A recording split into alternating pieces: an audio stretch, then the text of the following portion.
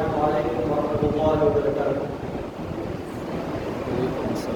الحمد للہ رب العالمین والصلاة والسلام على سید الانبیاء والمرسلین وعلى آلہ واصحابہ اجمعین. اما بعد وقد قال الله تبارك وتعالى في الكلام المجيد والفرقان الحميد: أعوذ بالله من الشيطان الرجيم. بسم الله الرحمن الرحيم. يرفع الله الذين آمنوا منكم والذين أوتوا العلم درجات. محترم حضرات گرامی، آج اللہ رب العالمین کے فضل و کرم سے مجھے یہ موقع عنایت فرمایا گیا ہے کہ آپ حضرات کے سامنے میں کچھ الفاظ پیش کروں. تو آپ حضرات کے سامنے میں علم کے بارے میں کچھ بیان کرنا مناسب سمجھوں گا. محترم حضرات، آپ سب کو علم کے بارے میں تو معلوم ہے کہ علم کیا چیز ہے. علم دنیا میں علم ہے اور ایک دینی علم ہے، یعنی اس کی دو قسمیں ہیں، دنیا میں علم اور دینی علم. دنیا میں علم سب کو معلوم ہے، انجینئر کو بنتا ہے، کوئی ڈاکٹر بنتا ہے، اور دینی علم ہے جو آپ کو عالم کے راستے پر لے جاتا ہے. علم کے راستے پر یعنی عالم طلب علم کے راستے پر لے جاتا ہے. جیسا کہ اللہ رب العالمین قرآن مجید میں ارشاد فرمایا: یرفع اللہ الذین آمنوا منکم والذین اوتوا العلم درجات. سورہ مجادلہ آیت نمبر 11 کہ اللہ رب العالمین تم میں سے مومنین اور اہل علم کے درجات کو بلند فرماتا ہے. اس کے اندر اللہ رب العالمین نے مومنین کے ساتھ اہل علم کو بھی ذکر کیا ہے، یعنی مومنین کا ایک درجہ، اہل علم کے دو درجے، کیونکہ وہ مومن بھی ہے اور اہل علم والا بھی ہے. اور اسی طرح طلب علم خشیت الہی کا ذریعہ بھی ہے، یعنی اگر آپ علم حاصل کرو گے تو یہ ظاہر ہے کہ آپ کے حضرات کے اندر خوف خدا بھی آئے گا. جیسا کہ اللہ رب العالمین قرآن مجید میں ارشاد فرماتا ہے: انما یخشی اللہ من عبادہ العلماء، کہ اللہ رب العالمین سے اس کے وہی بندے ڈرتے ہیں جو علم حاصل کرتے ہیں. اس چیز کو اللہ رب العالمین نے سورہ فاتحہ آیت نمبر 28 کے اندر ذکر فرمایا ہے. یعنی علم حاصل کرنے والا یہ ضروری ہے کہ وہ اللہ رب العالمین سے ڈرتا ہوگا. اسی طرح علم حاصل کرنے والے کے لیے اللہ رب العالمین جنت کی راہ آسان فرما دیتا ہے. جیسا کہ نبی کریم صلی اللہ علیہ وسلم نے ارشاد فرمایا: من سلک طریقا یلتمس فیہ علما سہل اللہ لہ بہ طریقا الی الجنہ. رواہ مسلم. کہ اللہ رب العالمین اس شخص کے لیے جنت کی راہ آسان فرما دیتا ہے جو شخص علم کے لیے نکلتا ہے. یعنی آپ اگر علم کے راستے پر چلو گے، طلب علم حاصل کرو گے، تو اللہ رب العالمین آپ کے لیے جنت کی راہ آسان فرما دے گا.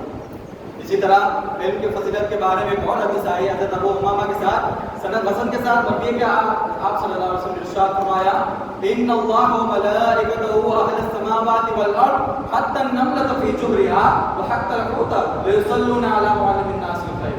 رواه الترمذی. کہ بے شک اللہ رب العالمین اور اس کے تمام ملائکہ اور آسمان و زمین کی تمام مخلوقات، یہاں تک کہ چونٹیاں اپنے بلوں میں اور مچھلیاں سمندر کی تہہ میں رہتے ہوئے علم حاصل کرنے والوں کے لیے دعائیں کرتے ہیں. اور یہ ساری چیزیں علم حاصل کرنے والوں پر درود بھیجتی رہتی ہیں. اللہ رب العالمین درود بھیجتا ہے، آپ صلی اللہ علیہ وسلم ان کو درود بھیجا ہے. علم حاصل کرنے والوں کی اتنی ساری فضیلت ہے. تو میرے بھائیوں حضرات، آپ ذرا غور فرمائیے، کیا علم کے حاصل کرنے کی اتنی ساری فضیلتیں ہونے کے ساتھ کیا اس کی راہ اتنا آسان ہوگی؟ نہیں میرے بھائی. ایک عالم سے آپ پوچھ سکتے ہیں کہ علم حاصل کرنے کے لیے آپ کو کتنی تکلیفیں اٹھانی پڑی.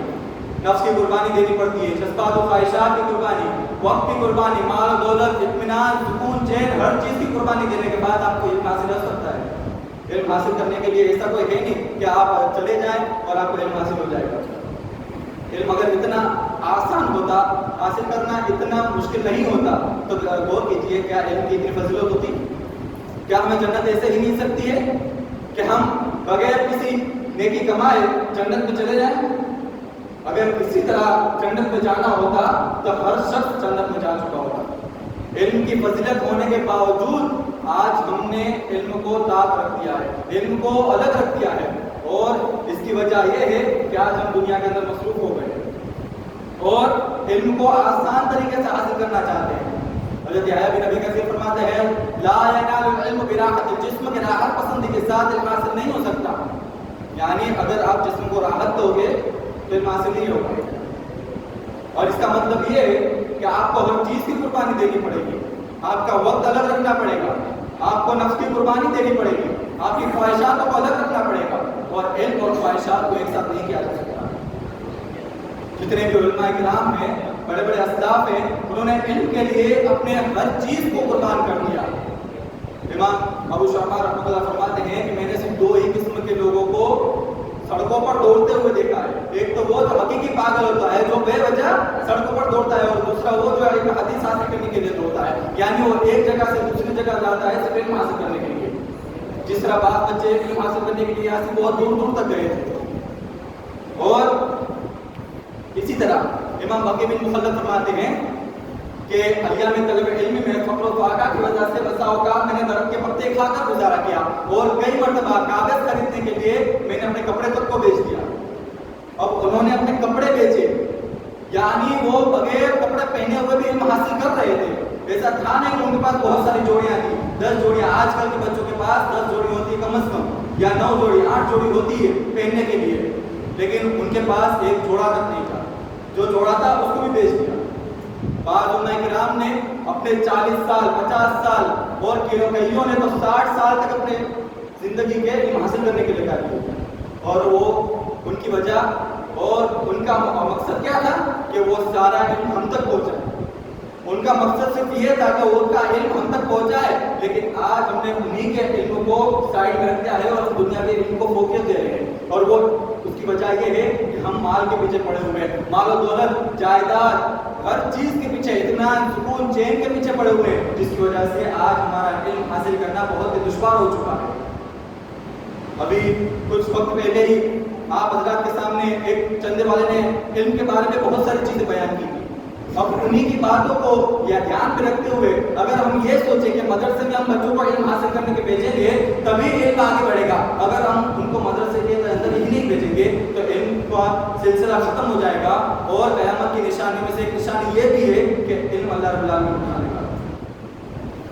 میرا عزیز ساتھیوں، امام بخاری کو تو آپ سب جانتے ہی ہیں۔ امام بخاری نے کئی شہروں، علاقوں، ملکوں کا قصد کیا صرف علم حاصل کرنے کے لیے۔ آج کل کی طرح سہولیات موجود نہیں تھی اس وقت، آپ کو معلوم ہی ہوگا، نہ پلین تھا، نہ گاڑیاں تھی، نہ موٹر تھی، کچھ بھی نہیں تھا، لیکن پھر بھی انہوں نے اس علم حاصل کیا۔ ان کی وجہ یہ تھی، ان کا مقصد یہ تھا کہ صرف ہم تک علم پہنچے، کیونکہ نبی کریم صلی اللہ علیہ وسلم کے بعد ہم تک علم پہنچانے والا کوئی نہیں ہے، اور صرف یہ ایک ہی ہے عالم، علماء جو ہم تک علم پہنچاتے ہیں۔ انہوں نے 1700 مشائخ سے حاصل کیا۔ ہمارے مدارس کے اندر صرف 12 سے 15 عالم ہوتے ہیں جو ہم کو علم سکھاتے ہیں، اگر دوسرے مدارس میں جایا جائے تو وہاں پہ 12، تو کم از کم ہماری زندگی میں سکھانے والا ہم کو 30 عالم ہوتے ہیں، لیکن امام بخاری نے 1000 عالم سے علم حاصل کیا۔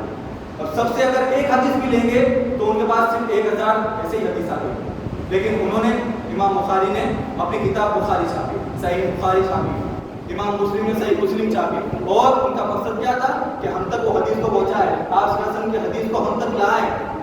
لیکن آج ہم نے حدیثوں پر عمل کرنا چھوڑ دیا ہے، ہم نے حدیثوں کو ہمارے زندگی میں لانا چھوڑ دیا ہے، اور کسی ایک ہی وجہ ہے جو میں آپ سے بار بار بیان کر رہا ہوں کہ ہم نے دنیاوی چیز کو حاصل کرنا چاہا ہے، ہم نے دنیاوی علم کو حاصل کرنا چاہا ہے۔ ماں باپ اپنے بچوں کو صرف کیا سکھاتے ہیں، کوئی ہمارا بچہ ڈاکٹر بنے گا، ہمارا بچہ انجینئر بنے گا، لیکن آج کل کے ماں باپ میں سے پوری دنیا میں سے صرف 10% ایسے لوگ ہیں جو اپنے بچوں کو علم کی راہ میں بھیجتے ہیں، عالم بناتے ہیں، اور ان کا مقصد صرف یہ ہوتا ہے کہ ان کے بچے اچھے سے علم حاصل کرے، اپنے ماں باپ کو جنت میں ڈالیں، خود بھی جنت میں جائیں اور اپنی عوام کو بھی جنت میں لے جائیں، کیونکہ ایک عالم صرف ایک واحد ایسا شخص ہے جو آپ حضرات میں سے سب کو جنت میں لے جا سکتا ہے، اور وہ اس کی وجہ، اس کی چیز یہ ہوگی کہ وہ آپ تک علم پہنچائے گا، آپ اس پر عمل کرو گے تو آپ کو جتنا عمل کرنے پر جتنا آپ کو ثواب ملے گا اتنا ہی ثواب عالم کو بھی ملے گا۔